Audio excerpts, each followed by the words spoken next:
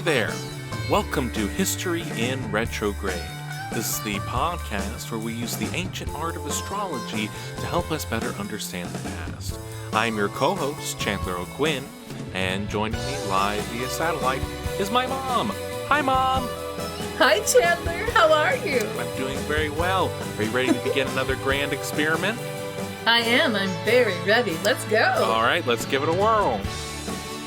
Okay, so I just want to take a minute and say how excited I am to have so many listeners and just thank each and every one of you for listening every week. And I know that there are those of you who are actually listening every week, and that's very exciting. Don't you think, Chandler? Yes, it's very exciting. Thank you so much to everyone and all of the support that we have from people that we know and people that we don't know. All of you are very much appreciated. Now, before we get into this week's proceedings, I've been told by my mom that we have a correction that she would like to address. Yes, I would. I was listening to the Dick Clark episode, and I realized that I had described something in error. When each house has 30 degrees, that is true. But the houses don't go from 1 to 30. They go from 0 to 29. So I just wanted to make that really clear, because if you have a planet in a sign that's at 0 or 29 degrees, then with my explanation, you could be wondering why there aren't any with 30 degrees. And that's because it goes from 0 to 29. It still counts out 30 degrees, but it unusually just starts at 0 instead of 1. So I wanted to correct that. Okay, so I think we can consider that corrected now. I'm sure that most people didn't even notice, but, that is our commitment to you, the listener, that even the errors that you do not notice, we will be sure to tell you that they were there and then correct ourselves. Yes.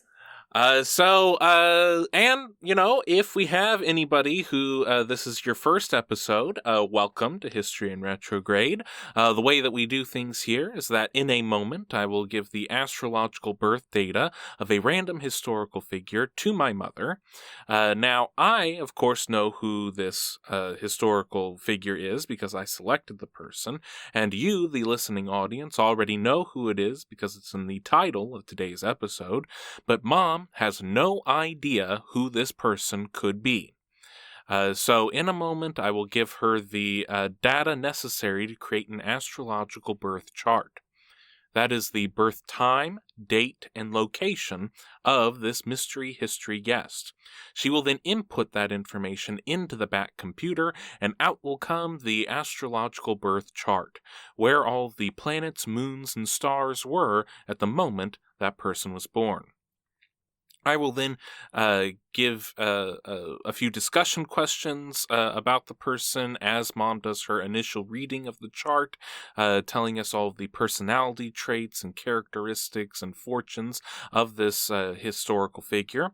I will then reveal to her who this mystery history guest is, give a little background about the person, and then we will discuss how accurate the chart was at predicting that person's life. So without further ado, let's begin. Okay, let's go. This is a male.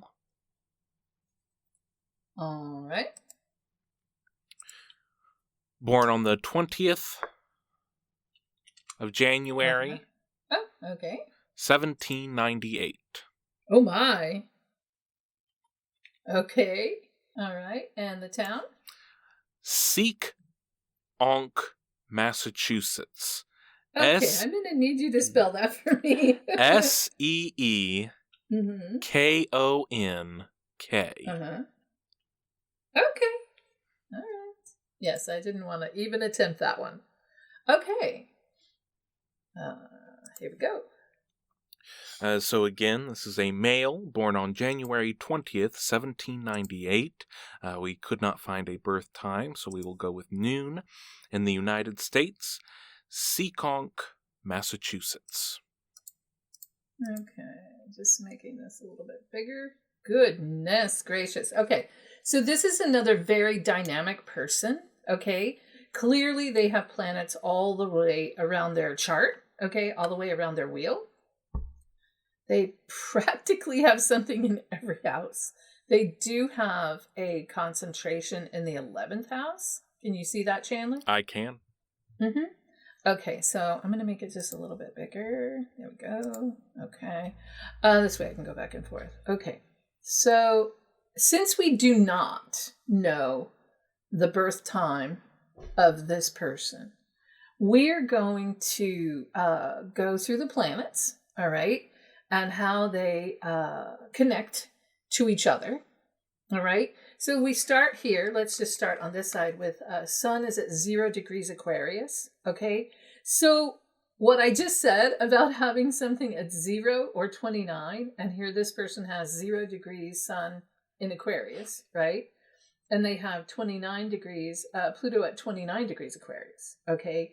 So that is very interesting because it makes everything more dynamic, all right, when it's right on that change, on that cusp, okay? They also have Moon in Pisces, all right?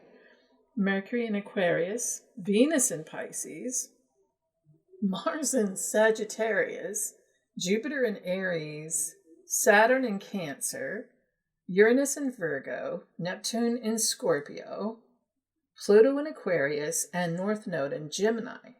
Okay. That is a lot, all right? That is a whole lot. That is so much. Okay. So let's just look at the planets in general. Okay, well, let's start with North Node, all right? North Node in Gemini, all right? We don't know what house it's in, but if you have a North Node in Gemini, you have to talk. You have to communicate. There is no way around. You can't get around it. You unless you literally choose not to follow the path that you're on, which is to go, towards the North Node, and that's a South Node. You have to be a communicator. So this person must have been a very good communicator. Now we have, along with that, all right, this person has 1, 2, 3 planets in Aquarius, all right, which trine all that Gemini in the North Node, right? So they have Sun, Mercury, which is, oh my, okay, so their Mercury is in Aquarius, right? Their North Node is in Gemini, which is communications, but their Mercury is in Aquarius, which would make them very future thinking, like because their Mercury is in such a unique, having Mercury in Aquarius puts you in a different kind of mindset from the rest of the world, all right? Because you are definitely ruled by Uranus. You think of the people as one people, so a lot of humanitarian there. A lot of communications about humanitarian things, all right? And then their Sun conjunct that Mercury. No matter how you look at it, even if we're looking at this chart, if this was their rising sign, right, which we don't know if it is, but see, you have Sun at 0 degrees, all right? And then you have Mercury at 13 degrees. So they are conjunct by sign. They are not conjunct by degree, which would be like a 5-degree orb. So, very motivated towards communication of humanitarian things, all right? Now, let me say also that if this person, which I find it very hard to believe that this person would not be following their North Node path, if they were to follow their South Node path, that would be the opposite side of the chart, right? And that would be Sagittarius. So if they were somehow following their South Node, they would be much more Sagittarian, right? But I have a feeling that's not the case here. And could you describe a little bit about what that might look like? Okay, so if they were following the Sagittarius path, which would be not what they were supposed to do in this life, right? There would be someone who just chose absolutely not to accept any of the hints or direction that's given by the universe or whatever, because everything leads us on our path, right? Mm-hmm. So they would be a very gregarious, kind of ride into the fray, fearless, kind of fiery person, right? So that's if they were not doing... If they were not following this North Node in Gemini, okay? So in this situation, this person has enough other stuff, right? They have Mars in Sagittarius, okay? So they have enough to get them to ride into the fray anyway. But in this situation, they might not be using or utilizing, if they were following their South Node path, they might not be utilizing their brilliant ability of incredible communication, okay? Being able to put words together, being able to write speeches, being able to write books, being able to, communicate with the masses. You know what I mean? Mm-hmm. There's something there regarding that North Node in Gemini and communication. So, all right. And let me just go here. I'm just going to start going around this way to the Pluto in Aquarius, right? So not only does this person have Sun in Aquarius and Mercury in Aquarius, they have Pluto in Aquarius, okay? So that is extremely powerful and so much about humanitarian, because it's the power planet, and it's also people who have Pluto. Wherever your Pluto is, okay, is the ability to shine light on hidden things, right? Because Pluto is also secrets, Hello? Yes. Oh, okay. Sorry. I'm in a traveling studio, and I just wanted to make sure you were still there. So Pluto is Pluto rules Scorpio. So it's all the Scorpio things, right? So it's anything that is secret. It's sexuality. It's there's this really intense loyalty thing that Scorpios have, while at the same time being able to manipulate whatever they want. So when you have this in Aquarius, right, it sort of sidesteps all that Scorpio and puts you into power of humanitarianism. Does that make sense? Yes. Okay, and in really powerful way. All right.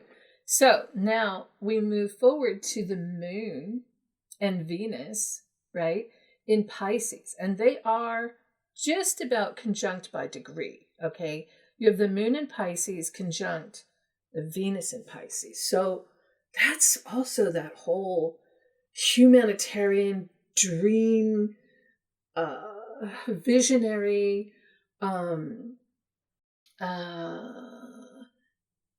creative humanitarianism. Am I making any sense? Does this make sense for this person, what I'm saying? I think that that there are some things that make a lot of sense, and then some things that I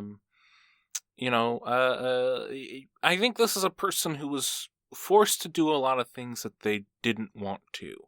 Okay. So it is possible that there are aspects of their life that they never completely embraced, and other things that were thrust upon them. So there's a lot of stuff that makes sense, and then some stuff not as much. Okay, so let's move forward. Let's move to this Jupiter. Okay, this Jupiter in Aries, and then having Mars, all right, in Sag. So here you have Jupiter, the planet of benevolence, the planet of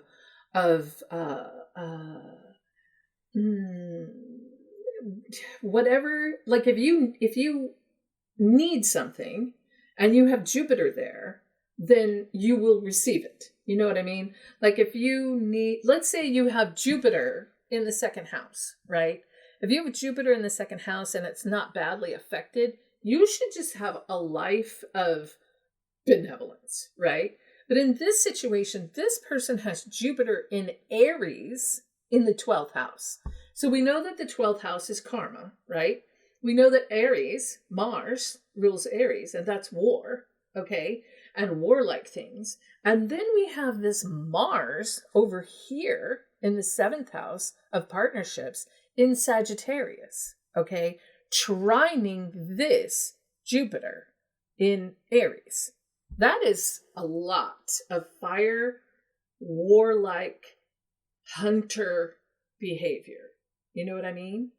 And so it's lessons with that, or it is Saturn is lessons. Okay, so this is just another aspect of them could be this right, because see, we're looking at this chart from the perspective of we don't know what time they were born. Right. So as I see this, we set it at noon, so we put Taurus rising, right? But we don't know if that's real. But it doesn't matter what house these fall in, because no matter where we put this, no matter what time we make this person their birth time, they're still going to have Jupiter in Aries trining Mars in Sagittarius, all right? Which is going to make them like a pillar of fire, okay? They have, because it's Jupiter and Mars, that would be really intense to have to go up against this person, because they are a real force to be reckoned with, okay? With all of the air in all of the, planets that they have in Aquarius, and then that North Node in Gemini, all that air breathing on that fire, that is a combination for an awful lot of power, okay? And energy, an awful lot of energy, you know what I mean? So let's go to Saturn, okay? And Saturn is your planet of lessons, right? Now here we have this very interesting dynamic with this person, okay? Because this person has Saturn in Cancer, all right? And they also have Moon and Venus in Pisces, and those trine each other. So this person could have been very conflicted with how they want to nurture and care about things and how they have to conquer it in a way. I mean, there's definitely conquering going on here. And then let's look at their Uranus in Virgo. Okay, so Uranus in Virgo. Why? Uranus in Virgo is a powerful Virgonian behavior, because that also conflicts, right? Because Uranus is very unexpected, very futuristic, very technological. Now, Virgo is also very technological, all right? But Virgo likes to have everything planned out. They want to have a path. They want to have a plan. They want to have a strategy. They want it to be very organized, and they want it to be the best, all right? Because Virgos like to be the best. They want their work to be the best, and there is no compromise for them with that. You know what I mean? And here this person has Uranus in Virgo, which is the opposite of what a Virgo would want. You know what I mean? A Virgo doesn't want unexpected. They want to be prepared for whatever, So it could have made them super preparatory, really able to plan for the unexpected, maybe, Then we have Chiron in Libra. And Neptune in Scorpio. So, wow. Chiron in Libra would be the wounded healer, and it would be in Libra. And Libra is really your most accommodating sign, right? Libra really, really doesn't like to rock the boat. They want everyone to like them, and usually everybody does, because they're just easy to like. But that Chiron leads you to a place where you've had some issues with being able to do that, or being able to portray that or live that, And so this person probably had issues with people disagreeing with them, that they had to overcome in order to complete the tasks that they were doing. And then Neptune in Scorpio is an ability to deal with darkness, like an ability to understand or decipher or strategize. That's another, because Neptune is very creative, right? And then we have all this Pisces up here, and this Neptune in Scorpio, which is also water. But that Neptune in Scorpio is going to be the most powerful of the water signs. You know what I mean? Because Cancer is very nurturing, and Pisces is very dreamy, and Scorpio is driven in their own way. Scorpios are not driven in a fiery way like a Sagittarius or a Leo or an Aries. Scorpios are driven in a methodical way. Like, they will contemplate how they're going to, make whatever it is happen, right? And so Neptune in Scorpio is a very interesting place because it gives them the Neptunian aspects of Pisces, right? So creative abilities, but it also gives them more power, more edge, more of that scorpion's tail. You know what I mean?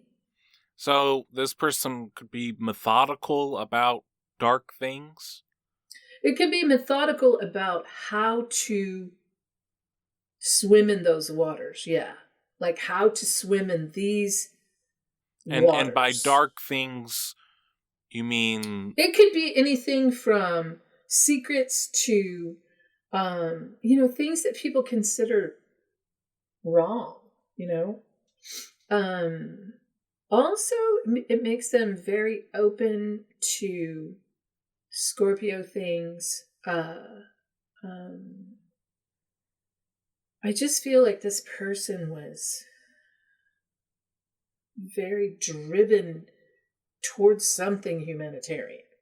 And having that Neptune in Scorpio gave them the knowledge of how, these people are not, this person is not day tripping through the daisies, okay? This person is intense, and they need that darkness to understand what they're up against. Does that make sense? So they need, secrets to understand what they're up against? They need... I'm still unclear as to what darkness means. Well, darkness is darkness. They're the things we don't talk about in public. So darkness are things are you talking about bad things? So crimes? Could be crimes. Could be crimes against humanity. Could be it could be as simple as secrets. Hidden things. So this person would be attracted to secrets and secret things. Well, this person wouldn't necessarily be attracted to them, but they would recognize them. You know what I mean? Whereas other people it might go right over their heads. Yeah. This person is definitely going to know if someone's... And they're also not afraid to address dark things. And I'm saying this because it's Neptune, right? So Neptune is subconscious. Neptune can even be, mental illness. I mean, it can go really far into the dream world, And what? But this is Neptune in Scorpio, which makes it all the Scorpio things, all the Pluto things, death and rebirth. It makes it hidden things, secrets,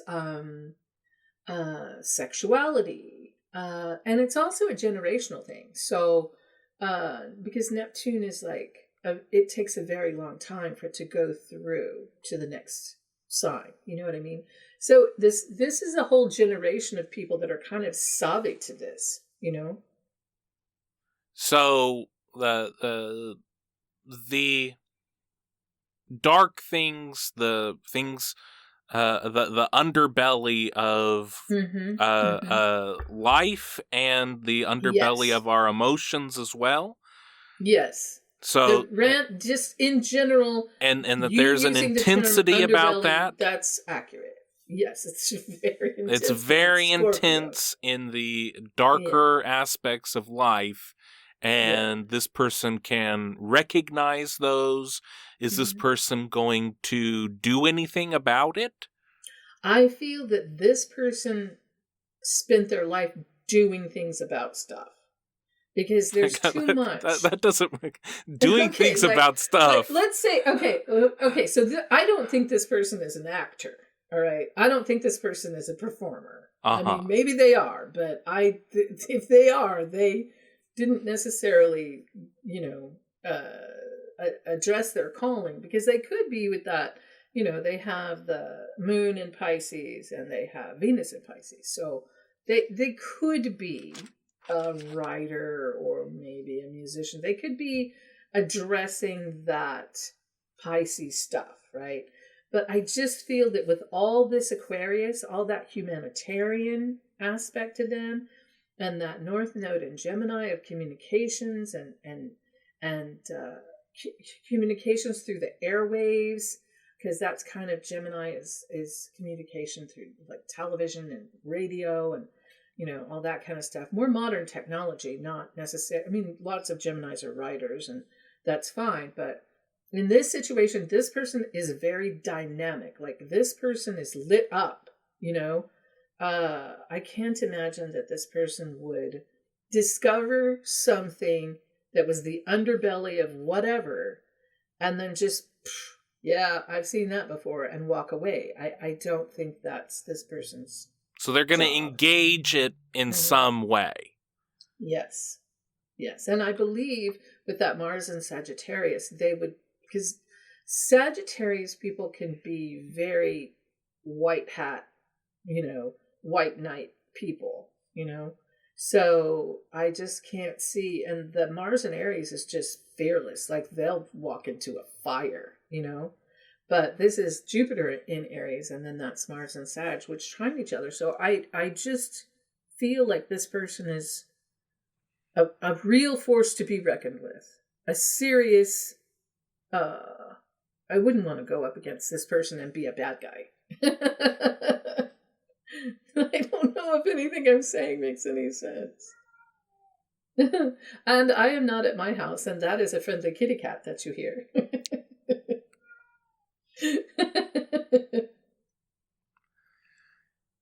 So, what do you think? I think this is a very dynamic person. I Uh-huh. think he was pulled in a lot of different directions. And I Yes. think that there are definitely parts of what you just went through that make sense, and Okay. other parts that don't. But when you say something like this person was lit up, are you Mm-hmm. saying that in terms of energy, like he had a lot of energy? I would think so. Okay. I would think that this person had a lot of energy. I mean, he's got all that Aquarius and he's got that North Node in Gemini and he's got all that fire. He's Mm-hmm. got a lot of fire and air. And, you know, I just feel like this person, I feel like this was a really, I don't know, maybe I'm wrong, but I feel like if this person is, but I always think the best of people. So if this was a really, if this person was following the light path, the path of good, then they would be a very good person, a very good guy. Mm-hmm. I don't know. Maybe I'm wrong. Maybe they're following the dark side of everything and they're very bad. Then I'd have to readdress it. But it's really hard when you give me the ones that don't have a birth time because I can't put anything in the houses. I just have to go by what the planets are, you know? So, but I mean, with Chiron, North Node, Pluto, Sun, Mercury, all in air signs, right? That is a lot of air, okay? And then have that, you know, Mars in Sag and Jupiter in Aries. That's a lot of fire, right? I mean, you don't need a lot of fire to have a lot of fire, because fire is very intense. But when you blend all that air with that fire, you have a blowtorch. Mm-hmm.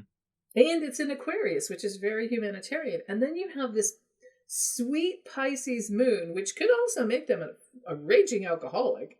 You know, I mean, you can go both sides. But Pisces tends to be, you know, dreamy and creative. And, you know, it's also, then you have Neptune as the illusion. So, I don't know. Do you have any questions? Yeah. What can you get any sense of what this person's outlook on life might be? Well, I think there's a couple of different ways to look at that. You can look at their Mars and Sag, or you can look at their moon. You know, if you look at their moon, where their emotions are, they would be more.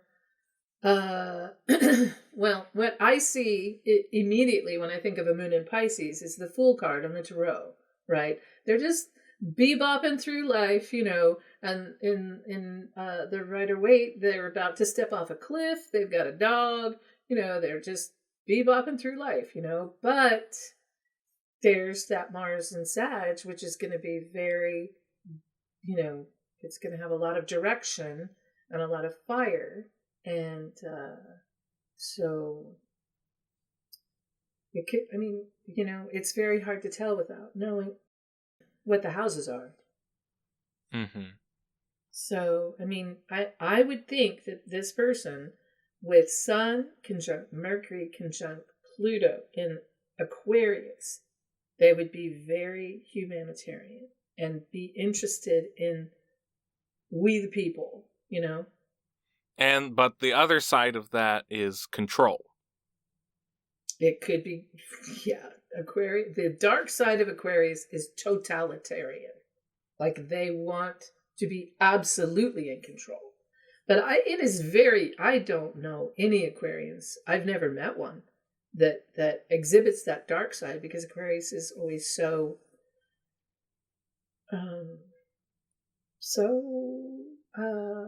very much about, you know, helping the people of the world. But yeah, they could be full blown dictator and be really good at it. If this person was a dictator, oh no, I wouldn't want to. This would be formidable. Okay, I'd much rather hope that this person was a good guy, because if this person's a bad guy, everybody's in trouble. What profession do you think this person would go into? Well, North Node in Gemini says that they can communicate. All right. If that North Node were to fall in like the 5th house, that would make them a leader, right? A leader of people, okay? And being able to communicate commands to those people. I don't know where their North Node falls, but I would think that this person was a really good communicator. With the Jupiter in Aries trining the Mars and Sag, that could make them very, very much a general. You know, it could make them a very excellent general, you know. And then all of the humanitarian in the Sun conjunct Mercury conjunct Pluto, a very powerful person.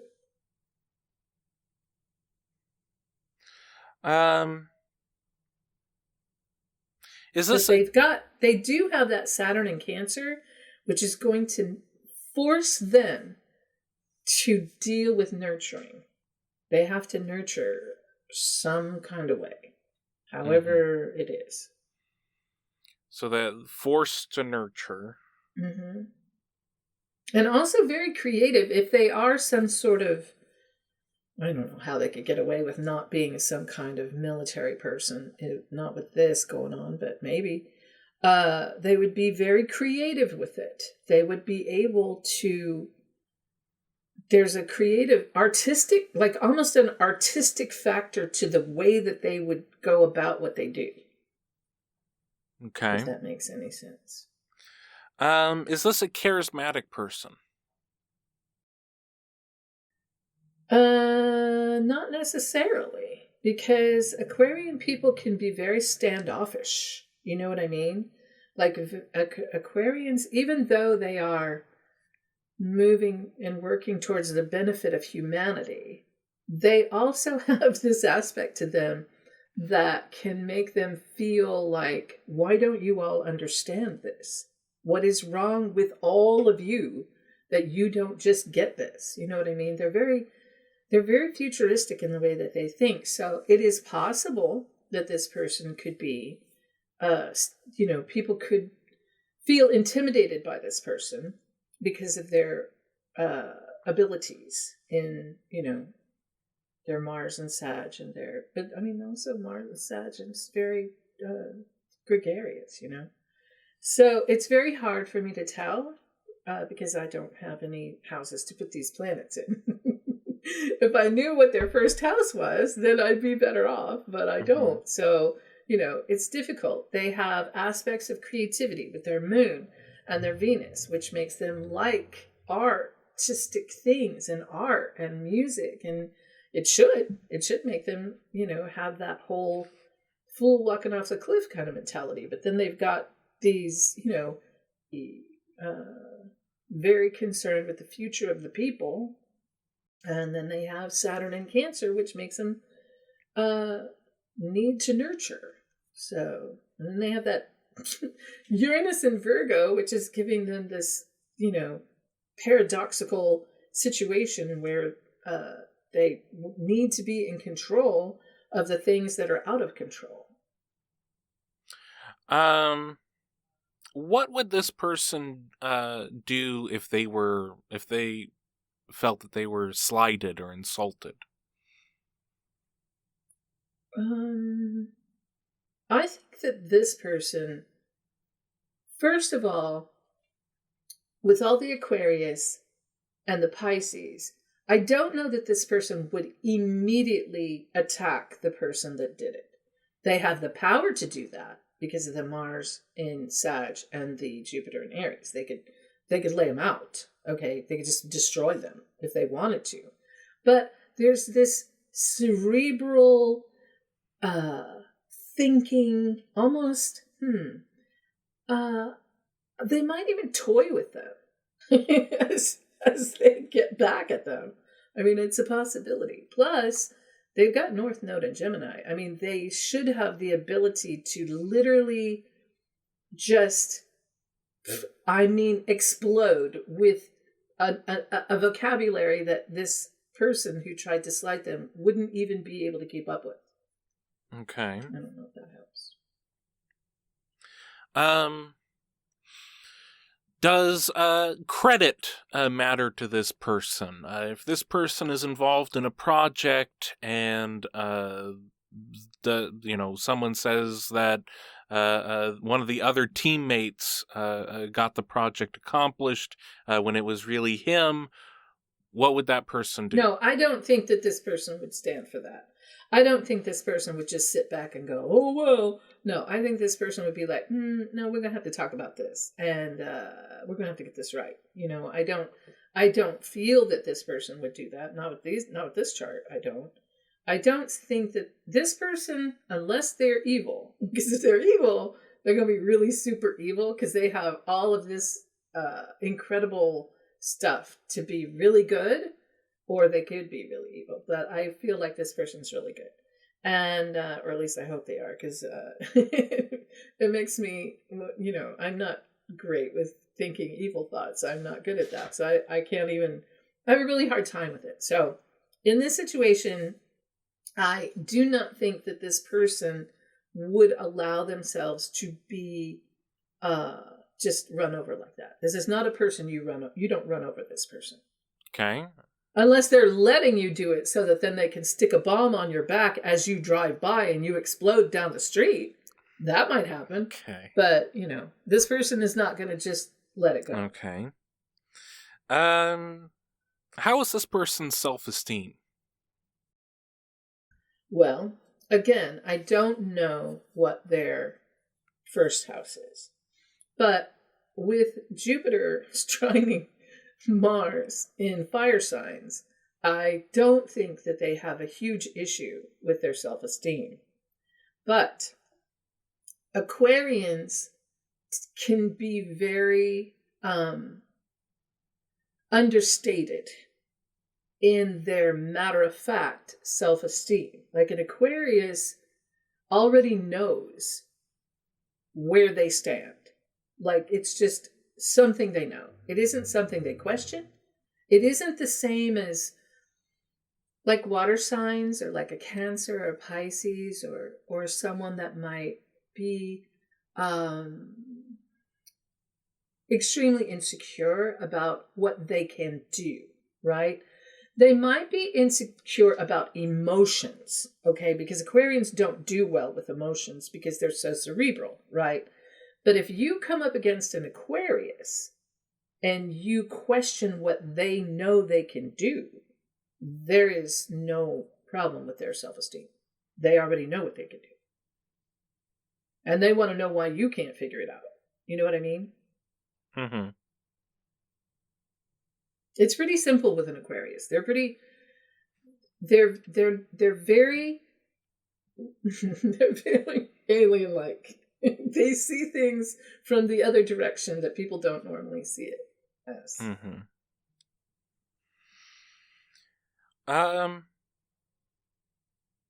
Can you get any ideas of what their appearance might be like?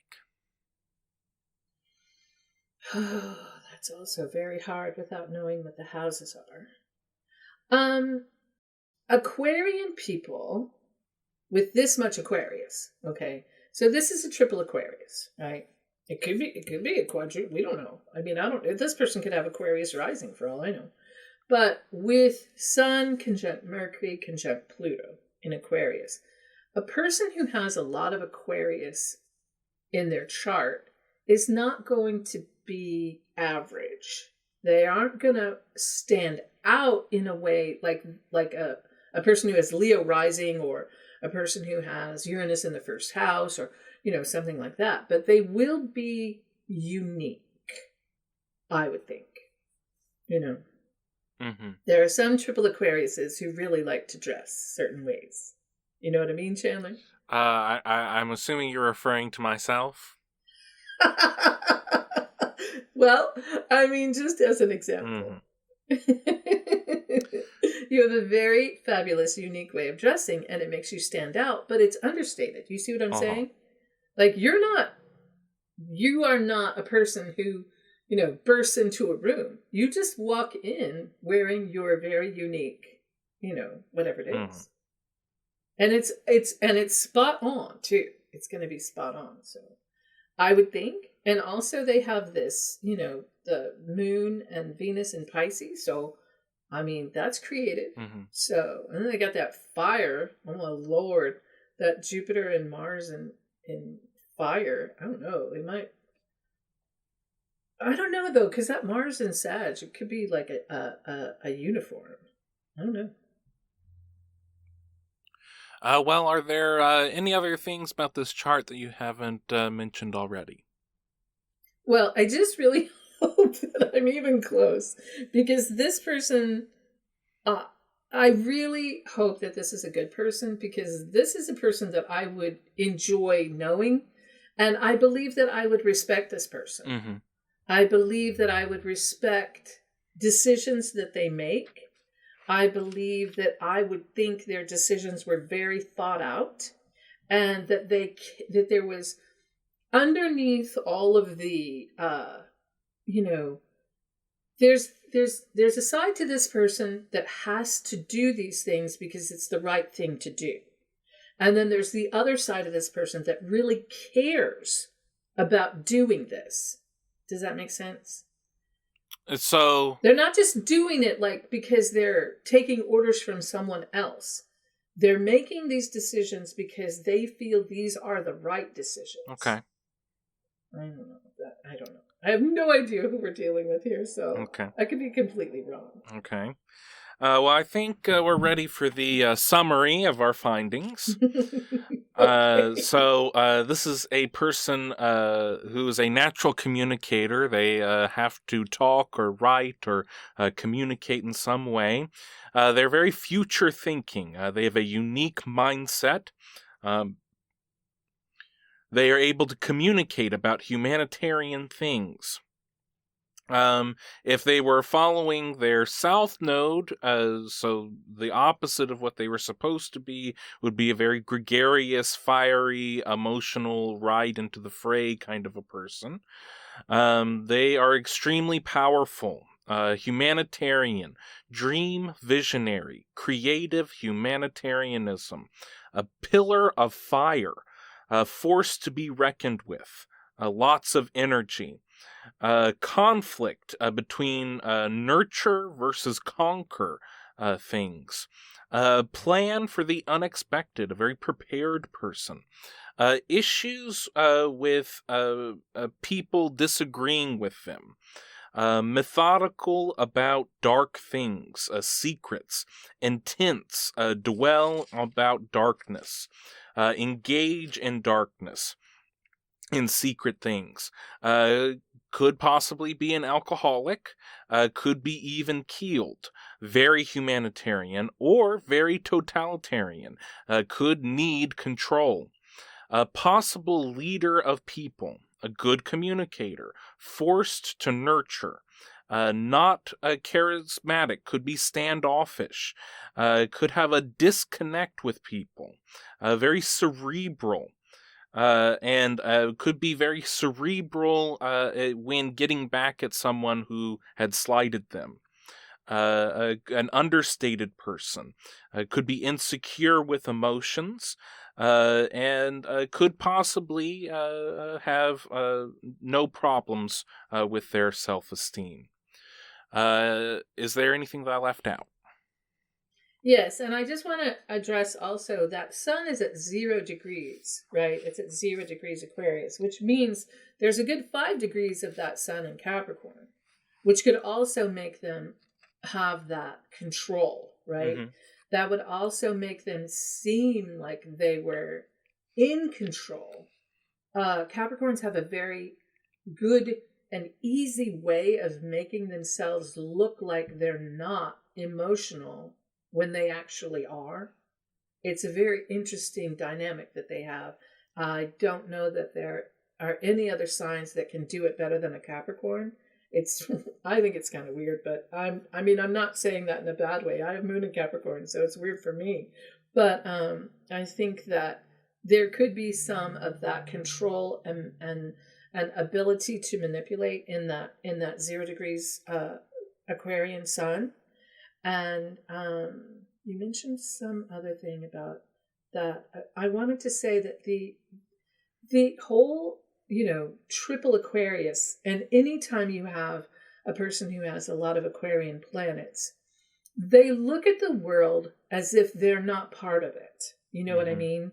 They see it as though if I could just fix this, it would be so easy, where other people don't think like that. They don't even really think about that, And Aquarians see themselves as alienated from this humanity and that they could fix it, And that's why they're so humanitarian, because I believe they feel that they have the answer. Why can't they just do it so that that's what they need.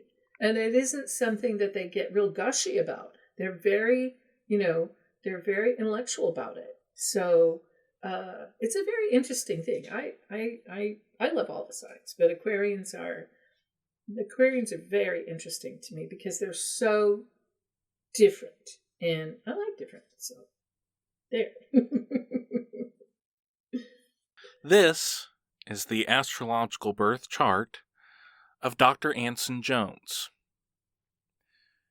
Really? Oh, that's very interesting.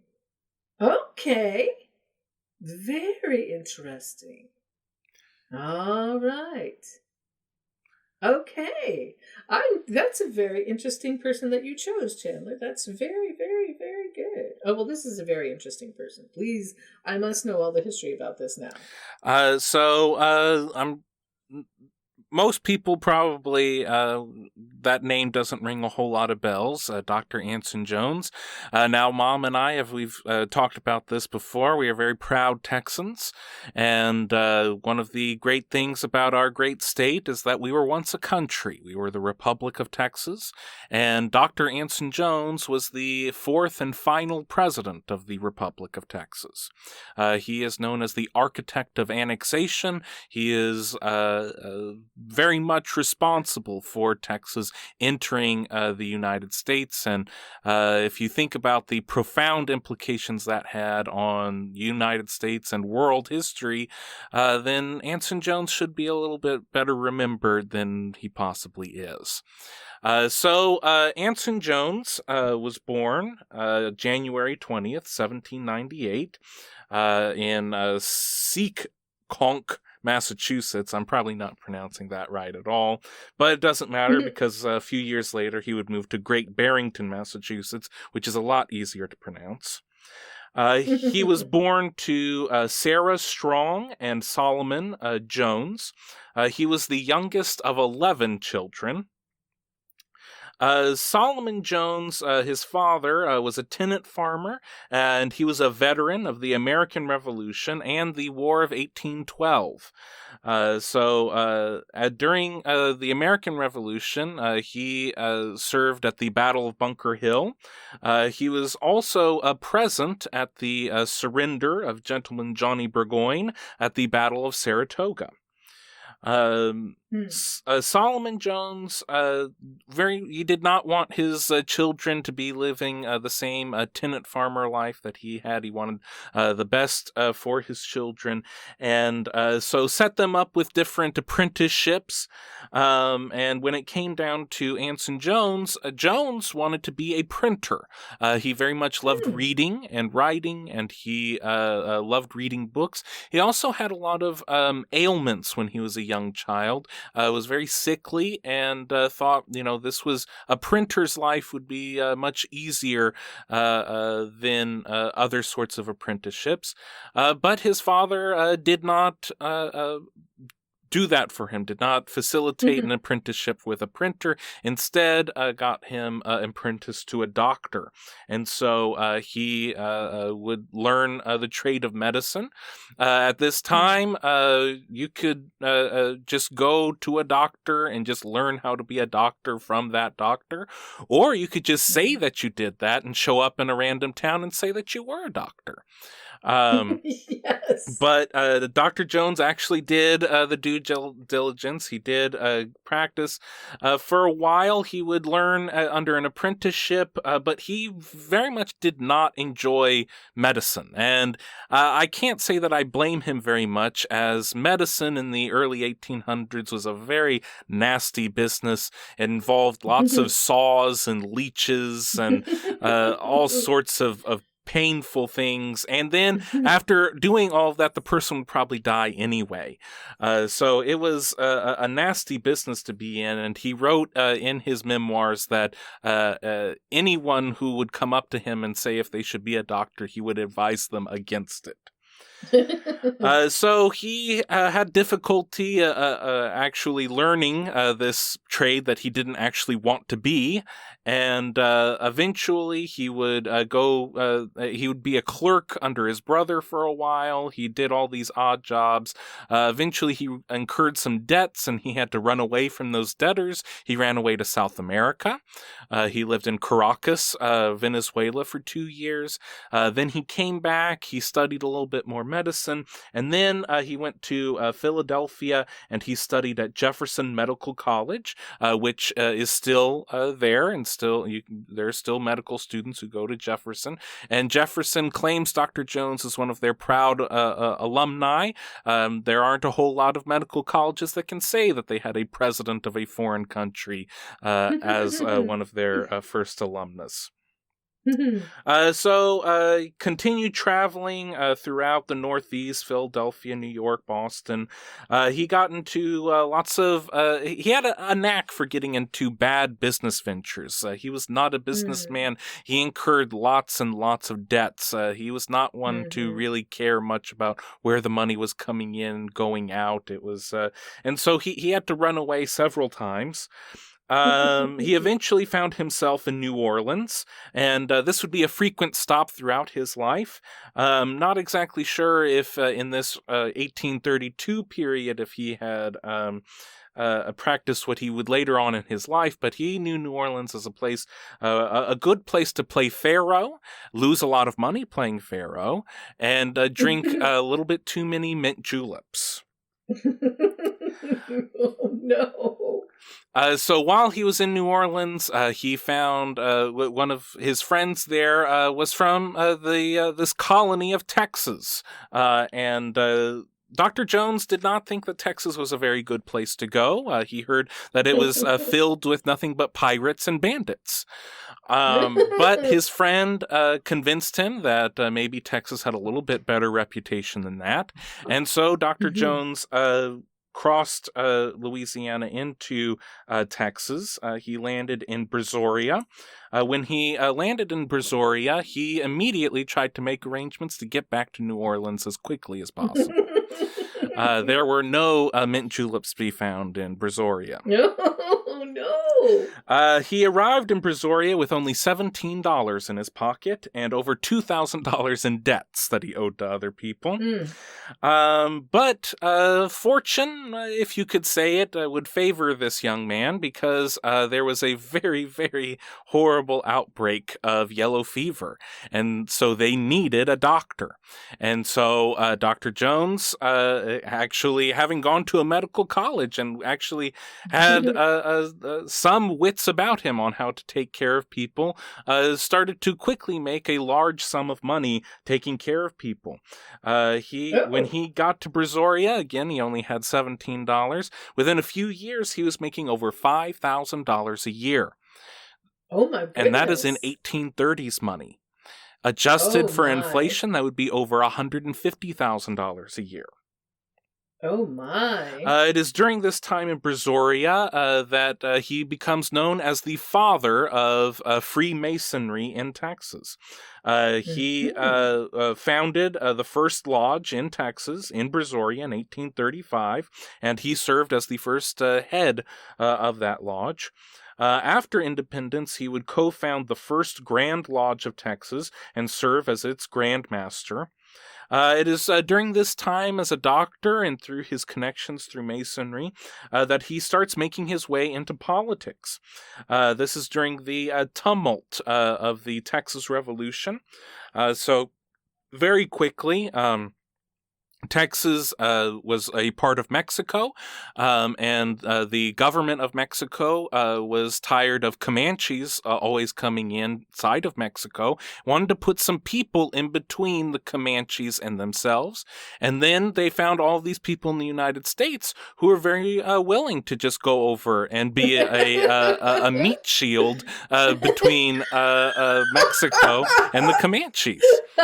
And they were able to get all of these people from the United States to come over to Texas with the promise of cheap land. Land was 12.5 cents an acre. So lots of people started pouring in from the United States, and eventually the Mexican government thought that maybe there were too many people coming in from the United States. This really wasn't a whole big problem while Mexico was a democratic republic, but as certain factions in the Mexican political arena started to campaign for maybe there not being a representative democracy and maybe there being a dictatorship instead, then all of the people that were from the United States coming into Texas really became a problem. Another problem was that under the Mexican Constitution, slavery was illegal, and all of these people coming from mostly the United States and the southern states who believed in slavery were bringing their slaves with them into Texas. All of these political things started coming to a real head in 1835. Antonio Lopez de Santa Anna had declared himself himself dictator. He had gotten rid of the legislatures in the local states. So lots of the rights of the Texians were being taken away. They started an open revolt against the Mexican government. And it is during this time, in December of 1835, that Dr. Jones really starts coming into his own in the political arena. In December of 1835, in Colombia, he was one of the first ones to bring a motion to the floor saying that the consultation going on, trying to get a peaceful reconciliation, keeping Texas inside of Mexico, that whole form of government was not working, and that Texas needed to declare independence and make itself its own country. And so he in Colombia, Texas, he started making motions towards that. During the Revolution, he did eventually attend the General Convention, which was held at Washington on the Brazos in March of 1836. And it is at that General Convention that the delegates gathered declared independence and said that Texas was no longer a part of Mexico. It was its own republic.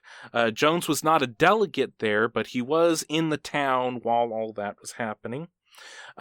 Sometime either there in Washington or later on, he enlisted in the Texas Army. He was in Company K of the Texas Volunteers, served under Robert J. Calder as a surgeon during the Battle of San Jacinto, where during that climactic battle, he was taking care of soldiers from both sides. He briefly served as apothecary general in the Texas Army. And then after he got out of the Army, during the days of the Republic of Texas, he was elected to the Second Congress for the Republic of Texas. There he served as the chairman of Foreign Relations, where he advocated for the withdrawal of Texas' annexation proposal. So as soon as Texas declared its independence, it immediately wanted to join all of their brothers and sisters in the United States. And so sent a proposal to the United States, and it was in the United States that they said that they did not want Texas to join. It was filled with pirates and bandits. Well, you know. Also, there was the issue of slavery. If Texas came in, it would disrupt the balance of slave states and free states, and it would cause another war with Mexico, or a new war for the United States with Mexico. So the United States rejected the proposal. Dr. Jones, as head of the Foreign Relations Committee, said, well, then never mind. We never wanted to be a part of you anyway. We're good. Then he also wrote legislation for the regulation of medicine inside the Republic of Texas. So, maybe a little bit of less snake oil going on. And the expansion of education, including he wanted to have a public-funded university for the Republic of Texas.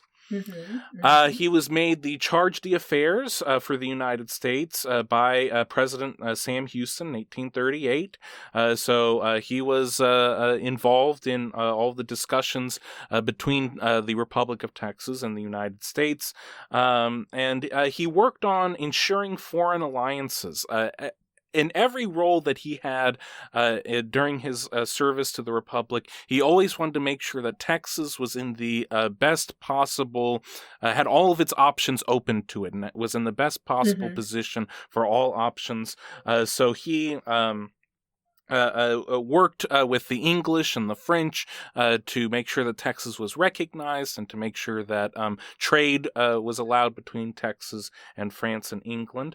He also formally withdrew Texas's annexation proposal, so made sure that since the United States didn't want them, Texas didn't want the United States. Then Houston he served out his term. The new president, Mirabeau Lamar, came in, and he took back Jones. Jones was very much linked up with Sam Houston. Lamar was a political opponent of Sam Houston. So Jones was recalled. He was elected senator. Jones was elected senator, and he was a fierce critic of Lamar's fiscal and military policies. Then Sam Houston came back to serve his second term as president, and it is here that, depending on which Texas scholar you consult, Dr. Jones is known as the architect of annexation. And from 1841 to 1846, Jones is laying out this plan to make sure that Texas is in its best possible position. And he was, Dr. Jones was Sam Houston's hand-picked successor to be the fourth president of Texas. He was elected president in 1844.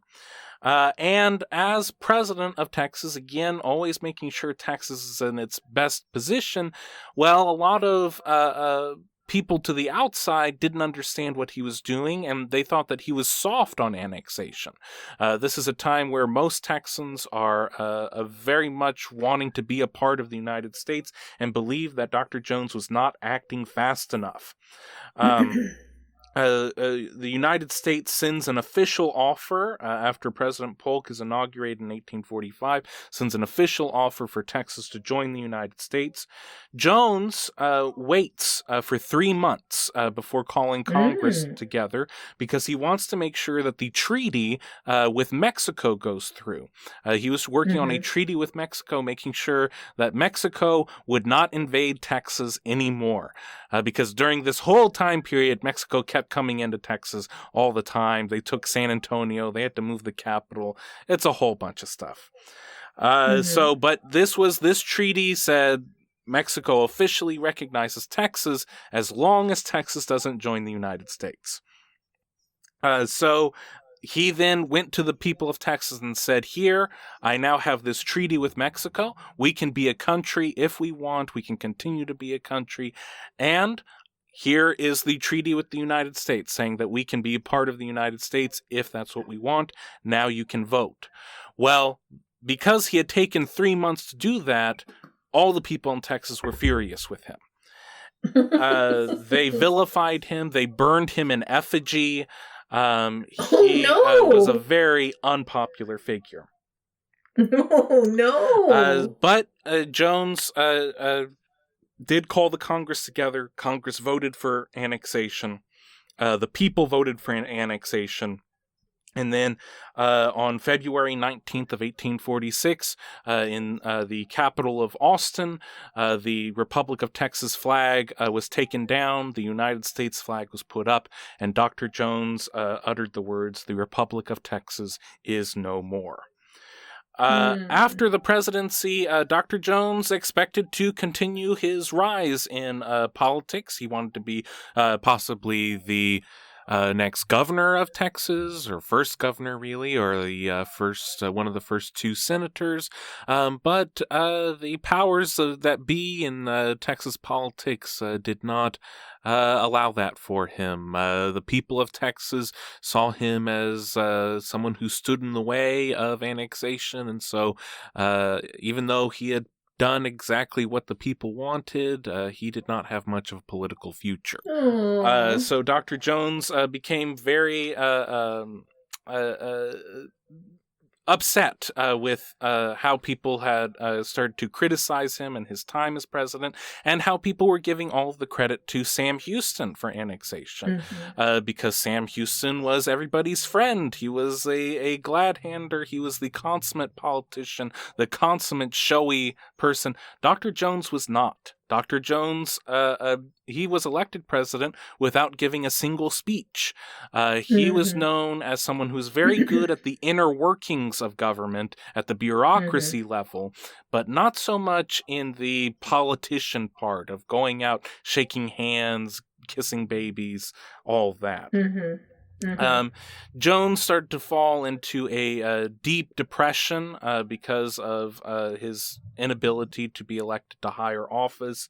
In 1849, he suffered a horse riding accident. The horse actually landed on his arm and crippled him. He became even more depressed. He was self-medicating with laudanum, which is Mm-hmm. the opium, pretty much. It's a liquid form of Mm-hmm. opium.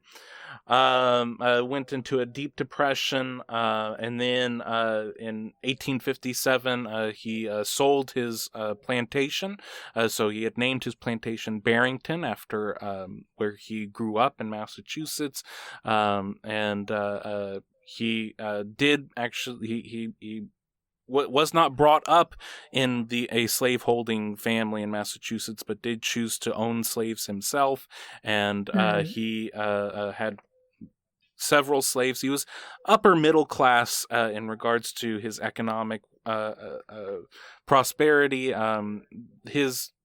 Mainly having cotton and corn. But he was no great planter. He was not making a great fortune off of this, and he was trying to be a planter because he was trying to hope that that would get him into politics, because if you're a Mm-hmm. great planter, then you can be a great politician. But that didn't happen either. The plantation was failing. He was failing in his political life. He sold everything in 1857, and then in a hotel room in Houston on January 10th, 1858, he died of a self-inflicted gunshot wound. Mm-hmm. Dr. Jones, a fascinating historical figure whose legacy goes beyond just our great, wonderful state of Texas. But when you look at, him as the architect of annexation, he, by making sure that Texas joined the United States, that spurred the Mexican-American War, that as a result of the Mexican-American War, the United States became a continental power. It went from sea to shining sea, had everything from Maine to California. As a continental power, that gave us all of the resources needed to be a huge industrial power and go on. You can extrapolate from that to our success in preserving freedom and democracy in World Wars I and II and the Cold War. And all of that can really be traced back to the sound leadership of Dr. Jones in the 1840s. Wow. That is very interesting. And just looking, going through the information that's in the chart, it's really difficult a lot of times to deal with a person who has Pisces moon because they can absolutely go that far. That's how dark they can go. And so that's very sad, I think. I mean, it really is very sad. I mean, clearly, he was aroused about. Clearly, he was, in his youth, he was, a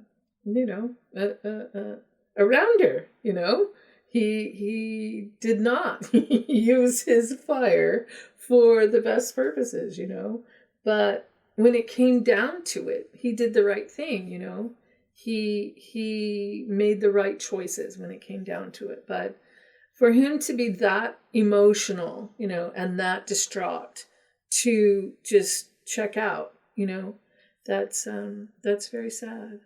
Mm-hmm. And I would like to encourage those, if you'd like to find out more about Dr. Jones, his household, his actual home is preserved at Washington on Nebraska State Historic Site. It is Barrington Plantation. It is a whole living history site there where you can see his actual home. You can see lots of the interpreters there actually practicing the living history ways, the ways of living back in the 1850s. They use oxen and they plow fields of cotton and corn, and it is very knowledgeable interpreters there who can help you with all of the questions you might have about his life. Well, He's a very fascinating person. I mean, and he did have a lot of energy. I think it would have taken a lot of energy to do all those things that he did. Mm-hmm. And I think that he did have that futuristic, thought process, and I think that he did well with what he did, and the way he made the choices too. I mean, not jumping from one thing to another, but Right. not everybody is always the popular guy. Right. Just because you're making the right choices does not make you, the popular guy. So, No. very interesting. Very, very good choice, Chandler. And you absolutely did do the research on this. It's very good. I think from what we've talked about, a lot of the Aquarius things make sense. Mm-hmm. I'm really attracted to the Neptune and Scorpio thing. That could be a possible reason why Masonry played such a large role in his life.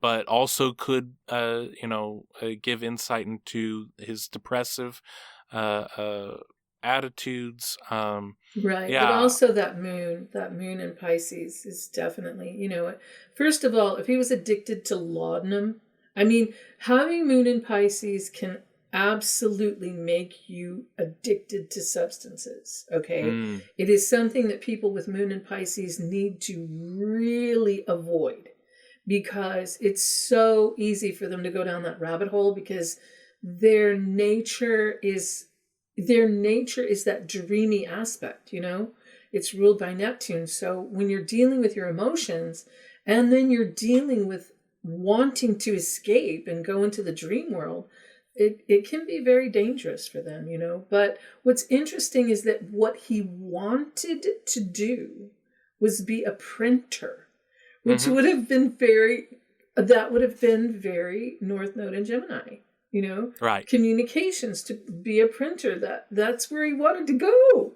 Yeah. So it's, there it is. But I mean, fate steps in, and then he was meant to do this. So and you also the force to nurture. Yeah. I mean, being a doctor Yes. is I'm not exactly sure how much of it was nurturing, Right. but it's the closest thing to it that they could do back then. Yeah, that's true. That's very true. Very, very interesting man. I think that had different circumstances, been there for him, his life definitely could have gone a very different way. But I mean, it's there's a lot to appreciate there for what he did do, Yes. Yeah. Good choice, Chandler. Thank you. On our scale of right on the money to way out in outer space, I think this one is a little bit in the middle, closer to right on the money, but there are a few things that could be off because of the unknown time of birth. But I think a lot of the aspects do show through of who this man was. Yeah, I mean, I can only do so much when I don't have a birth time. So right. I think it's very good. Yeah, but I think that definitely there are clear aspects here. And again, all of these different charts that we do with no birth time, we can at some point play with it and try to figure out how it fits in and how it makes sense. It wouldn't be the first time. I mean, a lot of people do that. A lot of astrologers do. So yeah. That concludes this episode of History in Retrograde. We'd like to thank you so much for listening. And if you'd like to reach out and talk to us, give us suggestions on episodes or things that we could do differently, or just say hi, we are available on socials. You can find us, you can email us, historyinretrograde@gmail.com, Facebook at History in Retrograde, and Instagram at Retrograde Retrograde podcast. And there's a link in the description if you are feeling especially generous. We would very much appreciate any tips you may be able to give us in our PayPal account. That helps us to grow the show. If you are listening on Apple Podcasts or Spotify, please rate and review. We'd very much appreciate that. This is a podcast all about stars, so we would love to have all 5 of those stars from you if you could. And I think that just about sums it up. So as always in closing, as long as your houses are in order and the stars are aligned, everything will be just fine. It'll be just fine. Thank you all so very, very much for staying with us every week and taking time out of your day to listen to our podcast. We're very excited that you do this. And we really do enjoy hearing from you. It's very fun to hear all the different things that you have to say. And we look forward to doing another show for you next week. Thank you. Yes, thank you so much for listening. Bye-bye. Bye-bye.